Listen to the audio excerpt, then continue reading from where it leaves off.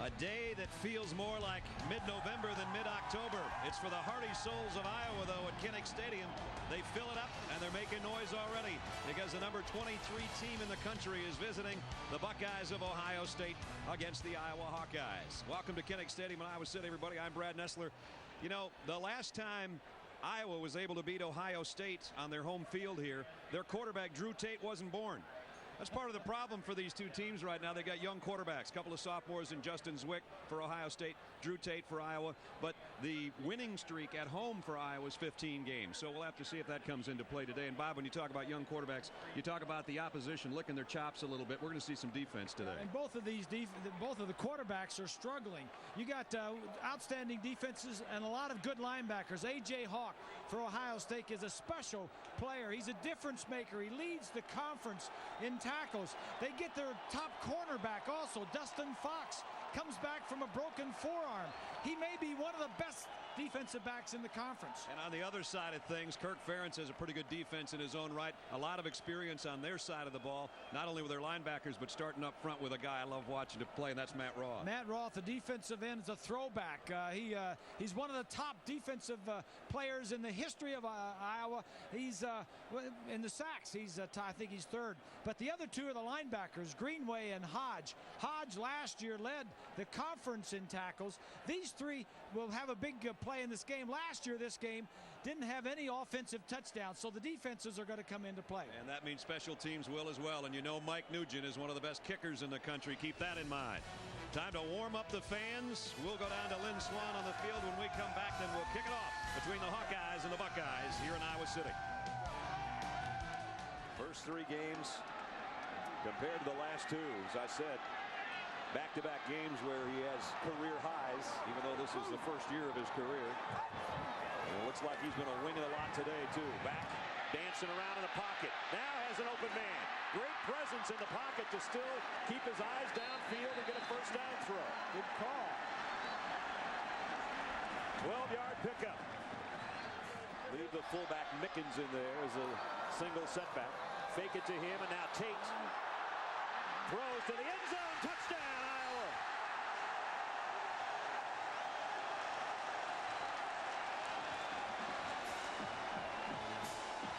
Clinton Solomon's been his favorite target, and he just threw it 11 yards for a score.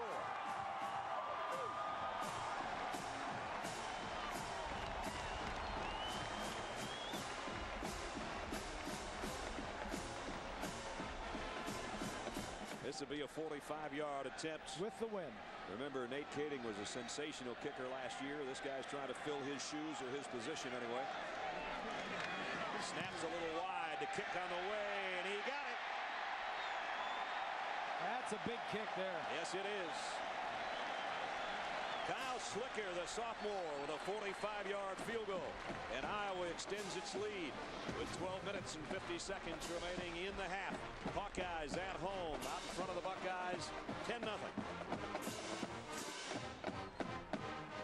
The Hawkeyes of Kirk Ferentz lead at home, trying to win their 16th straight at Kinnick Stadium. They've got a 10-0 lead. This is the 100th game coached by Kirk Ferentz.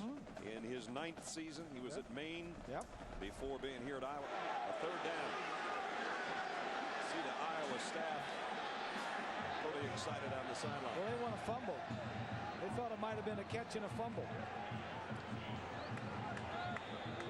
So it's still going to be 3rd and long. Yeah, big play here. You ideally now, it's 3rd and 8, 3rd and 9. You'd like to get 6 points out of this, 7 points off this drive. But at worst, you want Nugent to come in and be able to get you on the board before halftime. All three wideouts, Childress, Holmes, and Hall to the right side. Zwick, empty backfield on 3rd and 8, looking to the right, going to the corner of the end zone. It's intercepted. Marcus Pascal's got it for Iowa.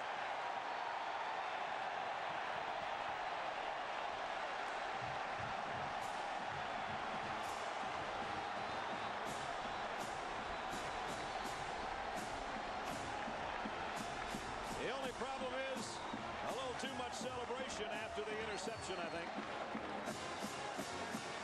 But it's Iowa football. The Hawkeyes trying to win their 16th straight home game The 5th longest winning home streak in the country, and through 2 quarters, they've still got it in their grasp. Let's check in with Swanwick.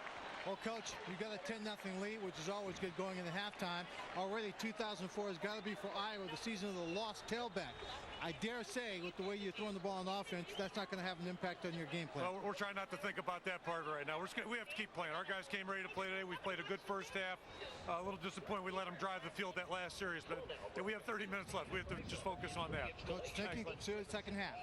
All right, guys, and Kirk Ferentz talking about the fact that his team gave up a lot of yardage on that last drive. Well, Coach, it was 68 yards and 13 plays for the Buckeyes, but they didn't get any points out of it. So no harm, no foul, and your team still has the lead 10-0 at halftime. As the Hawkeyes head into the locker room, our guys in the locker room, the Abilene Halftime Show with John Saunders, Craig James, and Aaron Taylor will be coming up next. That will be right after this message and a word from our ABC stations. Halftime, 10-0 Iowa. You're watching ABC Sports Championship Television. Live game summary statistically in the first half, as you might expect with Iowa in front, 220 to 88 in total yardage. Yeah, that's a big one there. Turnovers are even, 3 and outs for Ohio State. They had the ball 5 possessions, 4 punts, and the last possession they turned it over with an interception. But I think what Ohio State has to do is just like they did there and do it differently. Not run on first down, but throw the ball on first down some. Because that line of Iowa is just eating them up. Here is Wick on 2nd and long. Here comes that line of Iowa, and down he goes. And the ball is loose as well. As Wick looks like he's shaken up again.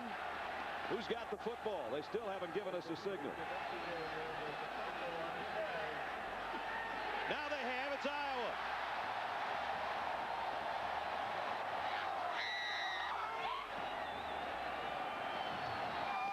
Zwick looks like he's hurt, and I think he's been hurting the whole ball game. I think it's Derek Robinson, Bob, is going to cause a fumble right there.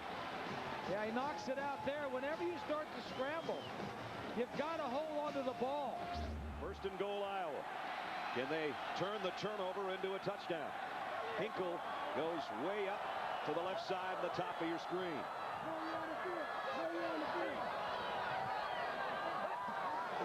Tate throws quickly. Chandler got it. Touchdown.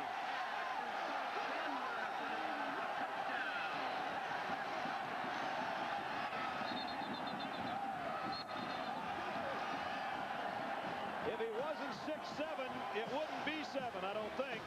But he's the big H-back, former wide receiver, stretched out to get his hand inside the pylon in the corner, and Iowa leads 16-0.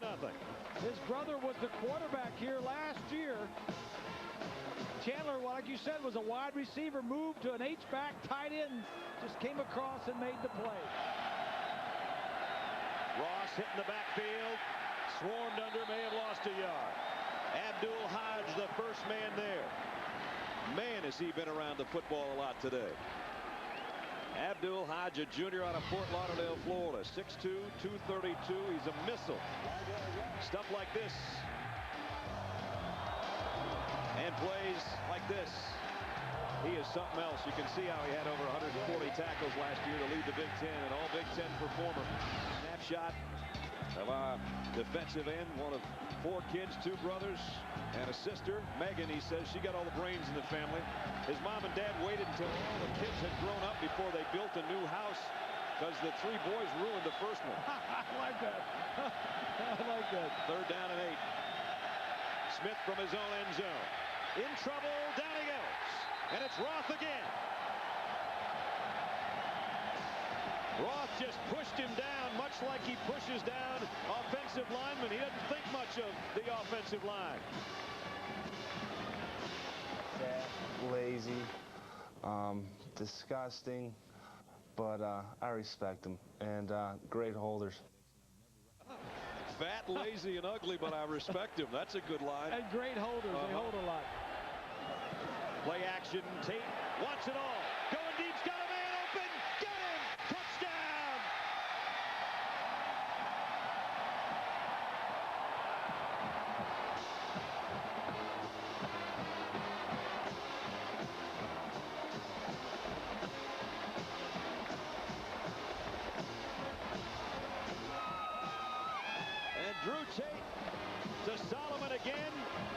Tate running down the field, doing the herky-jerky. It's a happy bunch of herky Hawkeyes right now. 36-yard touchdown. A packed house of 70,400 on hand, enjoying what they're seeing right now. Quick throw. Solomon broke free. Now it's a foot race. They've got an angle on him, but he's going to be into Ohio State territory at the 41-yard line. A 40-yard pass play. Third down. Tate scrambling around. Now he'll run it. Broke a tackle. Heading to the sideline. Might have gotten there. Champ Davison to flank him in the shotgun on third down and 6. Tate already with 3 touchdown passes. The slant complete inside the 5. First and goal, Iowa, and it's Solomon again. Good coverage on the play, but Solomon just got inside, and with that big body, the throw was right there. Jim Tressel's never lost 3 games in a row, and right now, going into the 4th quarter, it's an uphill swim for him because it's 24-0. Iowa leading Ohio State, and it could get worse in a play or two. It's third and goal, just outside the 1-yard line. Brownlee, the tailback. Play action. Tate wants to throw. Now he cuts it up himself to the end zone. Touchdown!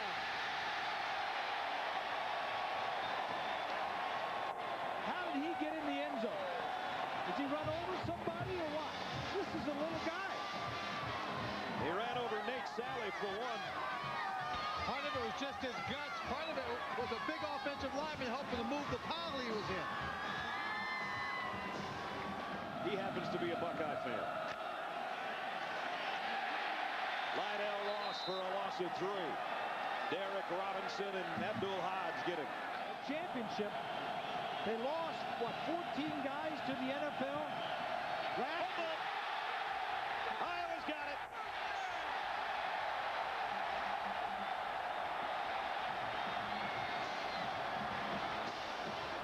Smith never got the ball to Lydell Ross. He was tripping, trying to hand it off, and Derek Robinson and company took advantage.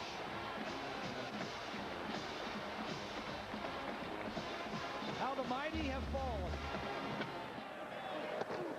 The hold is good. The kick is on the way, and he's got it.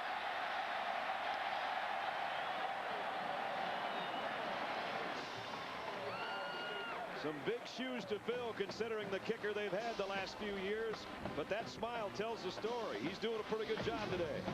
9:28 to play in the ball game. Still pitching a shutout. Now it's Iowa 33-0. Kirk Ferentz continues. There's going to be a lot of high prices for those Herkies. Fumble! Iowa! Nope, they're going to say Ohio State. I thought they had it. Matt Roth made the hit. Matt Roth causing some havoc today. Again, there he is. Here he is over here, Matt Roth, number 31. He doesn't seem very intimidating because he wears number 31. He just bulls past the offensive tackle. That's Schaefer, number 68. Roth, who grew up in Villa Park, Illinois, wanted to be the next Dick Butkus. I think he's going to have to. He's going to have to live with being one heck of a defensive lineman for Iowa, and he'll play on Sunday too. What did he say? The reason he wore number 31 is because he was 31-0 his senior year in wrestling. As a wrestler, that's right. He's a wrestler. No wonder he's so tough. What a show Drew Tate put on for the home team today. The making of a star at quarterback. He may not be the biggest in the world, but his arm's pretty big, and his heart's about the size of Texas, which is where he came from. Jim Tressel's never lost 3 in a row, and Ohio State loses their first 3 in Big Ten Conference play for the first time in 16 years. ABC Sports is online at ESPN.com. Search ABC Sports. Don't forget, Monday, 9 Eastern, it's the Buccaneers, led by Brian Griese, against the St. Louis Rams on ABC's Monday Night Football. Right now, for Bob Griese and Lynn Swan and our ABC crew, Brad Nessler from Iowa City saying so long. Our final score, Iowa 33, Ohio State 7. This is a presentation of ABC Sports Championship Television.